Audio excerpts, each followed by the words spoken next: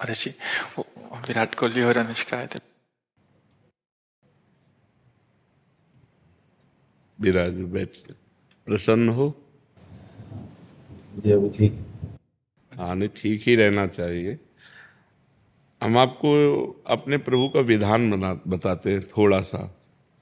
जब प्रभु किसी पर कृपा करते हैं, ये वैभव मिलना कृपा नहीं है, ये पुण्य है। पुण्य से एक घोर पापी को भी देखो, पाप करके भी उनका कोई पुण्य है जिससे वो सुकृत पूर्व के सुकृतवश चल रहे हैं, नया पाप है।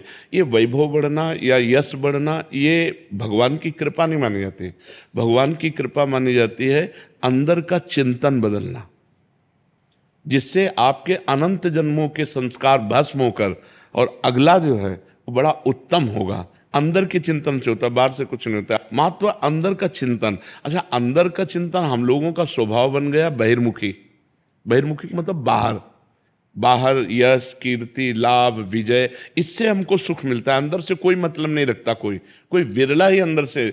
अब क्या होता है, भगवान जब कृपा करते हैं तो संत समागम देते हैं, फिर दूसरी जब कृपा होती तो विपरीतता देते हैं, और फिर अंदर से एक रास्ता देते हैं, ये मेरा रास्ता है, ये परम शांति का रास्ता है, ये शांति का रास्ता नहीं। भगवान वो रास्ता देते हैं और जीव को अपने पास बुला लेते हैं। बिना प्रतिकूलता के संसार का राग नष्ट नहीं होता। किसी को भी वैराग्य होता है तो संसार की प्रतिकूलता देखकर वैराग्य होता है। सब कुछ हमारे अनुकूल है तो हम आनंदित होकर उसका भोग करते हैं। जब हमारे ऊपर प्रतिकूलता आती है तब ठेस पहुंचती है कि इतना झूठा संसार, तो अंदर से भगवान रास्ता देते हैं, ये सही है। भगवान बिना प्रतिकूलता के इस संसार को छुड़ाने का कोई भी औषधि नहीं रखी। आज तक जितने बड़े महापुरुष हुए हैं, जिनका जीवन बदला है, उनको प्रतिकूलता का दर्शन करके बदला है। तो कभी प्रतिकूलता आए तो उस समय आनंदित हो कि मेरे ऊपर अब भगवान की कृपा हो रही है, कि मुझे सतमार्ग में चलने की प्रेरणा मिल रही है। अगर सतमार्ग छूटा हो, ये सब तो एक सेकंड के लिए आप विचार कीजिए। अब अपना सुधार कर लो, अपने जीवन को सत्य में ले आओ, तो अगला जो होगा वो बहुत जोर का होगा। चाहे जन्म हो तो श्रीवान कुलवान धनवान वैभव संपन्न ऐसे, और भक्ति की अनुकूलता, भक्ति की अनुकूलता। खास बात श्रीवान धनवान कुलवान नहीं, खास बात भक्ति की अनुकूलता। अगर इस जन्म में भगवत प्राप्ति नहीं हुई तो भगवान श्री कृष्ण ने गीता में कहा है कि मेरे भक्त का नाश नहीं होता, मैं कुलवान धनवान श्रीवानों के कुल में जन्म देता हूं और फिर पुनः भक्ति का माहौल देता हूं, और पूर्व का जो भजन छूटा हुआ हो वहीं से उसको। अब बिल्कुल ऐसे ही रहो जैसे रह रहे हो, बिल्कुल संसारिक बन करके रहो, लेकिन अंदर का चिंतन आपका बदल जाए। अंदर के चिंतन में आपकी यश की भावना न रह जाए, अंदर के चिंतन में आपको धन बढ़ाने की भावना न रह जाए। अंदर का चिंतन हो जाए, प्रभु बहुत जन्म व्यतीत हो गए, अब एक बार आपसे मिलना चाहती हूँ, एक बार आपसे मिलना चाहते हैं प्रभु, मुझे आप चाहिए, अब संसार नहीं। तो बात बन जाएगी, तो बात बन जाएगी। तो इसलिए आनंद पूर्वक भगवान का नाम जप करो, बिल्कुल चिंता मत करो।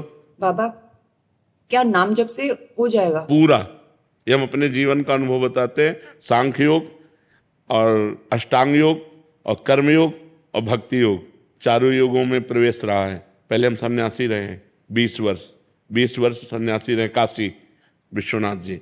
तो हम सांख्य योग, अष्टांग योग, जो अष्टांग योग है ना, अष्टांग योग कर्म योग, इन तीनों को अच्छी प्रकार जान करके और फिर भक्ति योग में आए हैं। स्वयं भगवान शंकर से बढ़कर कोई ज्ञानी तो नहीं ना, सनकादि से बढ़कर कोई ज्ञानी नहीं। वो हरिशरणम सनकादि हर समय जपते रहते हैं। भगवान शिव राम राम राम राम राम राम जपते रहते हैं। हम वृंदावनवासी प्रिया प्रीतम के उपासी, तो जो राम में राह है वही राह है, जो धा है ये रस देने वाली वस्तु है। तो हम राधा राधा राधा राधा, मतलब आप ये समझो कि हमारी इतनी तार्किक बुद्धि रही, हमारी श्रद्धालु बुद्धि नहीं रही। सन्यासी की जो बुद्धि होती है वो तर्क प्रधान होती, कसौटी पर कसने पर। तो हम केवल भावुकता में राधा राधा का प्रचार नहीं कह रहे कि हमने सुना और ऐसे ग्रंथों में पढ़ा हो, ऐसे कह रहे, स्वयं स्वाद लेके कह रहे और विश्वास के साथ कह रहे कि यदि आप राधा राधा जपते हो तो इसी जन्म में भगवत प्राप्ति हो जाएगी, इसी जन्म में। जैसे किसी से कहा जाए कि तुम सत्य बोलो, मंदिर में चढ़ के बोलो, तो हम मंदिर में नहीं, हम वृंदावन में बैठे हैं। करोड़ों मंदिर इसकी समानता नहीं कर सकते, भगवान का परम धाम है। अगर राधा राधा नाम चल रहा है तो इसी जन्म में भगवत प्राप्ति हो जाएगी। हमारी आखिरी श्वास यदि राधा, तो मुझे श्री जी की प्राप्ति, भगवान की प्राप्ति हो जाएगी, इसमें कोई संशय नहीं। और किसी साधनों की कोई आवश्यकता नहीं। आप केवल अंदर ही अंदर चलाइए और लिखिए। देखो, हम जो कह रहे हैं उसको समझो। बहुत अधिक नाम जपने की हमें चेष्टा नहीं करनी, कम संख्या हो लेकिन मन लगा करके हो। जैसे हम, अब देखो, आप लिखो राधा, अपने दिमाग में लिखो, खुले नेत्र लिखो या बाहर बाहर देखो, दिखाई दे रहा है राधा लिखा हुआ। वही कान में सुनो राधा, वही अंदर उठाओ राधा। ये तीनों का एकाकार हो जाए तो ये करोड़ों नाम जप के बराबर है। देखो, जैसे हम बोला राधा, ऐसे हम 1000 राधा नाम बोले तो हम बोला राधा, ये उपांशु है, इसे उपांशु कहते हैं। राधा राधा राधा राधा 1000 बार, ये उपांशु हुआ। अब ये ऐसे उपांशु हम 10,000 बार जप करें, अंदर देखते हुए बोले राधा, उपांशु 10,000 बार नाम जप करने का फल एक बार मानसिक में है। इतना बड़ा फल है ये। ऐसे राधा राधा राधा चल रहा है, नेत्रों से हम उसे देख रहे हैं, कानों से उसे सुन रहे हैं। आप देखना कि अगर मन भगेगा तो आप लिख नहीं पाओगे राधा नाम, अगर लिख रहे हो तो मन भगेगा नहीं।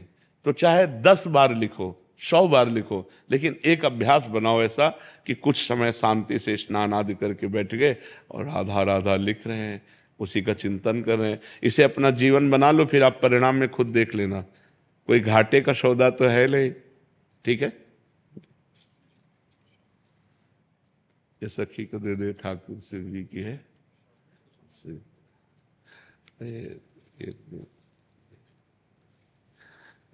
खूब आनंदित रहो, नाम जप करते रहो, प्रसन्न।